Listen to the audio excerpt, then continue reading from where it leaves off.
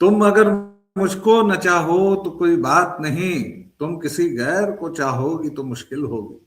कुछ ऐसा ही रिश्ता है आनंद कुमार उर्फ हमारे एंडी ब्रो का व्यालोक वाणी के दर्शकों श्रोताओं से। भाई साहब 1 महीने से पता नहीं कहाँ गए थे और कह रहे थे कि बहुत व्यस्त हूं। मैंने इनको 3 दिन पहले फोन किया, मैंने कहा कि साहब दर्शक लगातार पूछ रहे हैं, श्रोता लगातार पूछ रहे हैं और ये आरोप भी लगा रहे हैं कि बिहार की टटका खबर खत्म, बिहार चुनाव खत्म, तो आप एनडी ब्रो से किनारा कशी कर रहे हैं। अब साहब हमारी इतनी मजाल कहाँ कि हम सभी के चहेते एनडी ब्रो से किनारा कशी करें, तो आज हमने इनको झपट लिया है। हम भारत के सुदूर एक द्वीप पर बैठे हैं, उसकी कथा फिर कहेंगे, लेकिन आज अचानक इन्हीं का फोन आया और कहा कि अगर पूर्णिया की घटना पर आपने चर्चा नहीं की तो दिक्कत होगी। हमने कहा कि पूर्णिया की घटना पर चर्चा बिल्कुल करनी चाहिए, और खास तौर से जिस सरकार के अभी 100 दिन भी पूरे नहीं हुए हैं और जिस सरकार ने बड़े जोशो खरोश के साथ तमाम चीजें बदलने की बात कही थी। सम्राट चौधरी का बुलडोजर चल गया था, सम्राट चौधरी की गर्जना हो रही थी, उस बिहार में जो दरिंदगी हुई है, जो पाशविकता का नंगा नाच हुआ है, उस पर सिर्फ और सिर्फ रोया जा सकता है, शर्मिंदा हुआ जा सकता है और उन जिहादियों को फांसी देने की मांग की जा सकती है और बिहार के गृह मंत्री और मुख्यमंत्री को शर्मसार किया जा सकता है। Andy bro please. देखिए, इसमें सबसे पहली बात तो ये करनी होगी कि सरकार जो होती है या सत्ता जो होती है उसका इकबाल बुलंद रहना चाहिए। अगर पुलिस से कोई डर ही नहीं रहा है तो भाई इसका नाम पुलिस बल क्यों रखा है? कोई पुलिस स्कूल रख दो, कोई पुलिस कुछ और रख दो, पुलिस सेवा रख दो। कहते समय तो वो हमारी पुलिस बल कहते हो, तो भैया बल दिख कहाँ रहा है? यहाँ तो स्थिति ऐसी बन गई है कि पुलिस की जो गाड़ी होती है उसके सामने छपरी लोग जो है वो लहरिया कट मार रहे हैं और पुलिस वाले जो है मस्त धीमी गति में एकदम चले जा रहे हैं पीछे पीछे। और वो लोग वीडियो जो बना रहे हैं उसमें नजर आ रहा है कि पुलिस की गाड़ी कितने पास में है और उसके कितने पास में ये लोग जो है ये छपरी जो है ये लहरिया कट मारते हुए वीडियो बना रहे हैं। अब ये एक वीडियो की बात थी। बिहार पुलिस ने खुद जो वीडियो पोस्ट कर रखा है अपने ट्विटर हैंडल वगैरह के माध्यम से, उस पर बिहार पुलिस ने इसी चीज के लिए मना कर रखा है लोगों को कि देखो भैया, लहरिया कट मारने से या अजीब अजीब स्टंट दिखाने से इस तरह की दुर्घटनाएं हो जाती हैं, तो ये लहरिया कट मत मारिए। अब निवेदन करने के लिए जो होता है ना, निवेदन करने के लिए वो दूसरे लोग हैं। पीआर का एक विभाग होता है, आईपीआरडी है, पीआईडी है सरकार के पास, उन लोग को करने दो निवेदन। तुम्हारा जो काम है तुम करो ना। तो यहाँ स्थिति ये है कि पकड़ा किसको जाता है तो पता चलता है कि एक गर्भवती महिला थी, उसको उतार करके जबरदस्ती से स्कूटी से और जबरदस्ती उसकी स्कूटी लेकर के जा रहे हैं थाने। वहां जोर आजमाइश करने का पूरा मौका मिल जाता है। कितनी मजेदार घटना है ये सोचिए कि पुलिस वालों पर ही, पुलिस वालों ने क्या किया कि भैया छापा मारने गए और छापा मारने जब गए तो वहां से जो सोना चांदी जवाहरात वगैरह जो थे जो जब्त हुए, जो जेवर वगैरह उसके घर से जब्त हुए, बाद में पता चला कि पुलिस वाले ही इसे लूट करके ले गए हैं। मतलब वो जो दबंग फिल्म के आखिरी सीन में देखा होगा ना कि वो जो डकैती का माल था सर उसका क्या करें, तो वो कहता है, इंस्पेक्टर जो बना हुआ होता है उसमें सलमान खान, वो कहता है पैसे कौन से पैसे, पैसे तो डिजैपियर हो गए। तो उसी टाइप से जेवर वगैरह जो थे ना जो पकड़े गए छापे में, वो डिजैपियर हो गए।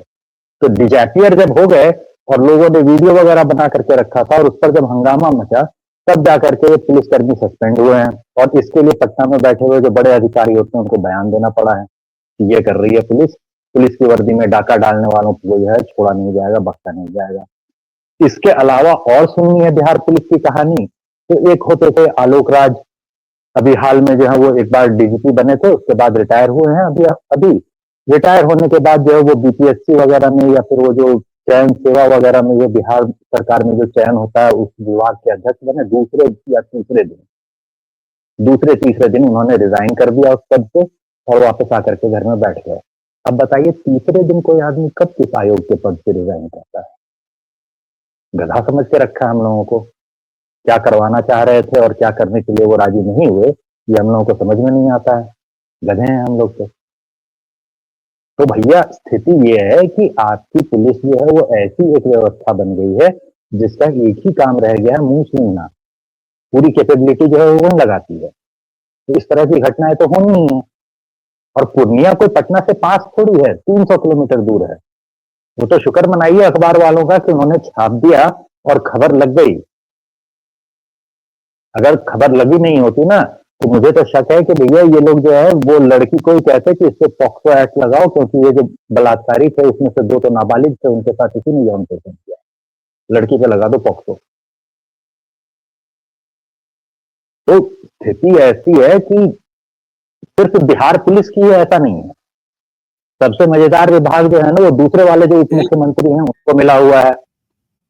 उनको जो विभाग मिला हुआ है वो विभाग ऐसा है, भू राजस्व वाला विभाग, कि वो लोग आकर के पटना में बैठ जाते हैं और आंदोलन करते हैं कि भैया हमारे ऊपर छापा मारना बंद करो, ये जो हमारे लोगों को पकड़ पकड़ के रिश्वत लेते हुए गिरफ्तार कर रहे हो बंद कर दो। तो सबके सब वैसे ही हैं।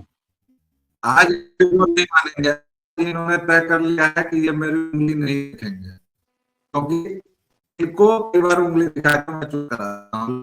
तो पहले जरा इस विभत्सतम घटना का थोड़ा सा बयान करना ये जरूरी इसलिए है कि हमारी सामूहिक चेतना जो मर चुकी है वो थोड़ी सी है। ये जरूरी है कि किस समाज और किस काल में जी रहे हैं इसका हमें पता चल जाए। ये जरूरी इसलिए है कि कहीं ना कहीं एक कलंक जो हम सभी बिहार वासियों पर लगा है उसका दर्द हर एक बिहार वासी महसूस करे। तो साहबान, ये घटना इतनी विभत्स है, ऑर्केस्ट्रा के काम करने वाली युवती थी और एक मोटर गैराज संचालक। जी हाँ बिल्कुल आपका गेस एकदम सही है, उसका नाम मोहम्मद जुनैद है और उसके साथ उसके 6 साथी भी हैं और उसके साथ 2 नाबालिग भी हैं। और मजे की बात है आनंद भाई कि आज कहीं एक मित्र के साथ मेरी चर्चा हो रही थी और महिला हैं वो, उन्होंने बड़ी मासूमियत से चलते चलते एक ऐसी बात कही कि मुझे घर कर गई। उन्होंने कहा कि बॉस, ये मोहम्मद क्यों उत्तेजित होने की ईरान में साइकिल चलाना इसलिए बंद है कि उसमें जो अंगों का उभार दिखेगा उससे उत्तेजना हो जाएगी। ये बार डांसर, सॉरी ऑर्केस्ट्रा की डांसर बच्ची जो थी, युवती जो थी, इसको इन जिहादियों ने पहले शराब पिलाया, डांस करवाया और उसके साथ फिर इस तरह का दुष्कर्म किया। आनंद भाई, आप जो विजय सिन्हा जी पर जा रहे थे, दूसरे जो महान उप मुख्यमंत्री साहब हैं, तथाकथित तौर पर उन्होंने भू राजस्व के मामलों को लेकर जिहाद छेड़ दिया है, क्रूसेड कर दिया है, यलगार कर दिया है। क्योंकि मैं धर्म युद्ध तो बोलूंगा नहीं, क्योंकि उनकी औकात नहीं है धर्म युद्ध करने की। और साहबान,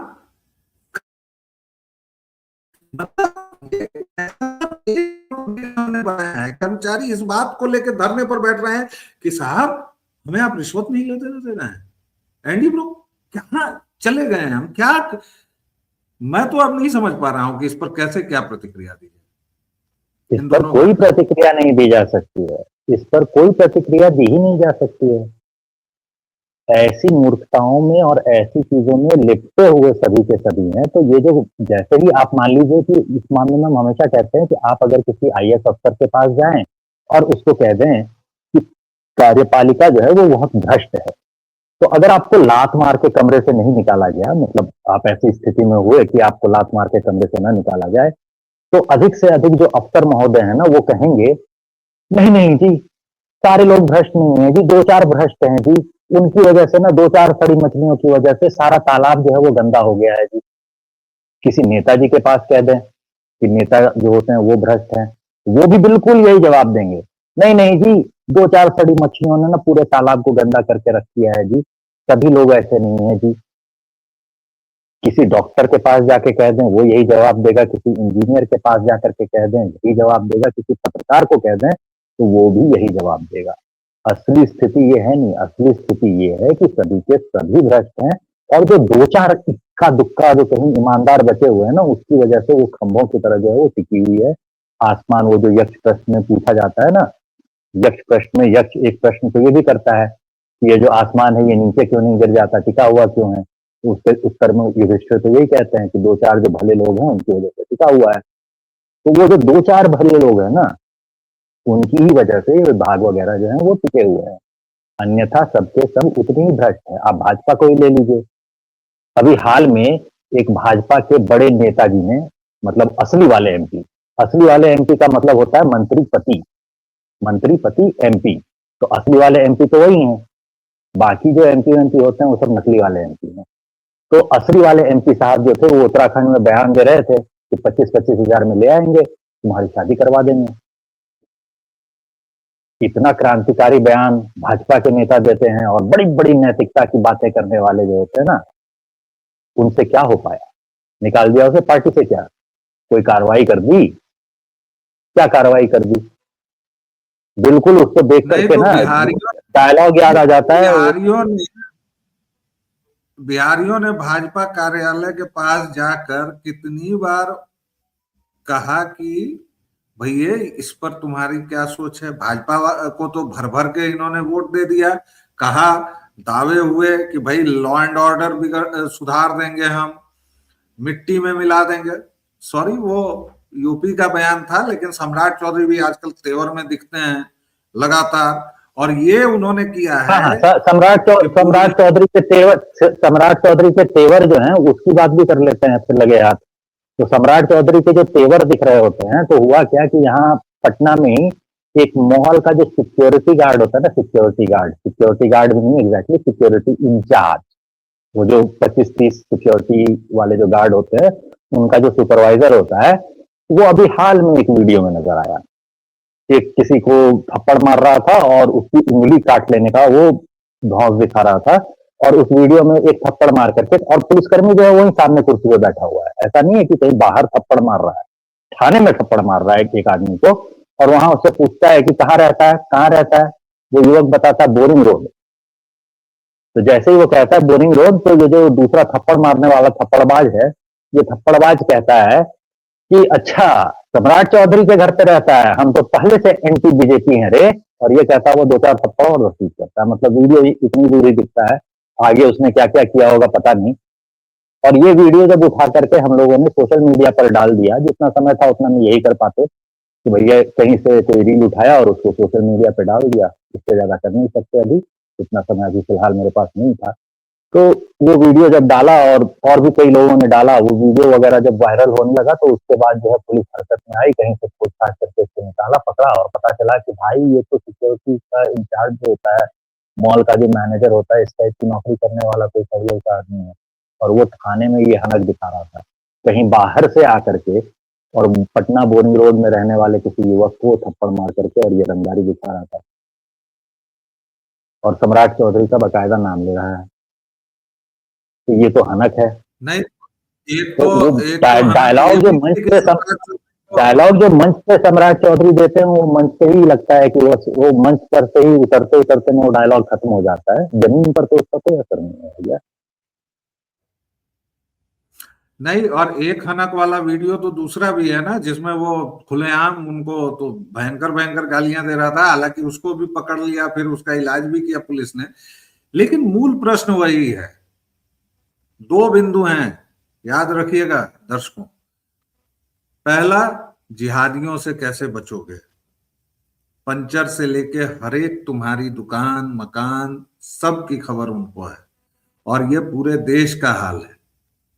बिहार से लेके अंडमान तक कहीं चले जाओ, बांग्लादेशी और रोहिंग्या तुम्हारी कबर खोदने को तैयार बैठे हैं, और तुमको गाड़ी उन्हीं से बनवानी है, क्योंकि तुम्हारे जो लोग हैं उनको तो आरक्षण लेना है, उनको तो सरकारी बाबू बनना है। तो आपके माली चले गए, तेल लेने, आपके मल्लाह चले गए तेल लेने। हालांकि थोड़े बहुत मल्लाह अभी बचे हुए हैं, एक मल्लाहों का ही है मामला जहां पर थोड़ा बहुत बचा हुआ है मामला, लेकिन आपके लोहार चले गए, आपके बढ़ई चले गए, आपका फलों का सारा व्यापार जिहादियों के हाथ में है। आपका सबसे बड़ा जिम का व्यापार जहां से ये लोग फंसाते हैं, लव जिहाद करते हैं, आपके पार्लर का, आपकी मेहंदी का, बड़ा मेहंदी लगवाती हैं ना बेटियां, ये सब कुछ जिहादियों के हाथ में। इनसे कैसे बचेंगे? और बिहार सरकार को कब ये बात आप समझा पाएंगे, हर एक बिहारी समझा पाएगा कि बातों से नहीं, अब करने का टाइम हो गया। वैसे तो चचा आप कल से फिर जतरा पर निकल रहे हैं आनंद जी। 16 को निकलेंगे, 16 को रवाना हो रहे हैं। कल मतलब हो ही गया। आदेश आ गया है कि सारे विकास कार्यों की लिस्ट सूची वगैरह जो है वो सब बना करके तैयार कर लें और सारे बड़े अधिकारी जो है वो पहुंच जाएं। जो विभाग का सबसे वरिष्ठ अधिकारी है वो अपरिहार्य कारणों से अगर छुट्टी पर है तो उससे जो ठीक नीचे वाला होता है वो पहुंच जाए अपने विभाग के कार्यों। एक अंतिम सवाल आनंद जी, ये विकास तो ठीक है, चलिए विकास का डोज तो चचा ने इतना दे दिया है कि मैंने देखा बोरिंग रोड के आपके यहाँ की जो जाहिल सड़कें थी वो सब भी ठीक हो रही हैं। अच्छा एंडी ब्रो वैसे बोरिंग रोड में नहीं रहते हैं, मैंने वैसे ही कह दिया है दर्शकों। एंडी ब्रो कहाँ रहते हैं मुझे भी नहीं पता, और मैं कहाँ रहता हूँ मुझे भी नहीं पता, क्योंकि हम दोनों के बहुत तेरे दुश्मन हैं और हम लोग अब अपना पता और ठिकाना किसी को नहीं बताएंगे। लेकिन सवाल फिर से वही, विकास का क्या करेंगे सर जब हमारी जिंदगी नहीं बचेगी, जब हमारी आबरू नहीं बचेगी, जब हम ही नहीं बचेंगे? इसी सवाल के साथ छोड़कर जा रहा हूं आप सभी को। एंडी ब्रो को मैं आज लाया हूं और अब हम लोग फिर से कंटिन्यू करेंगे। आप लोग भी इनको कहिए कि भाई इतनी लंबी छुट्टी वगैरह नहीं है, इतना अलाउड नहीं है हम लोगों के पेशे में। और व्यालोकवाणी पर आज के इस वीडियो में थोड़ी बहुत गड़बड़ आपको नजर आएगी, क्योंकि मैं एकदम सुदूर एक कोने में बैठा हूं किसी आइलैंड पर, और आनंद भाई तो कहाँ बैठे हैं अभी ये भी नहीं बता रहे हैं, फिलहाल पटना से ये भी शायद गायब। तो देवियों और सज्जनों, आज की चर्चा इतनी ही। सोचिए सोचिए और सोचिए, तब शायद हम लोग कर पाएंगे। और व्यालोकवाणी पर अपना स्नेह और प्रेम बरसाते रहिए। आनंद जी आपने समय निकाला, इसके लिए बहुत बहुत धन्यवाद। एक विराम, फिर मिलेंगे, तब तक के लिए जय जय सिया राम।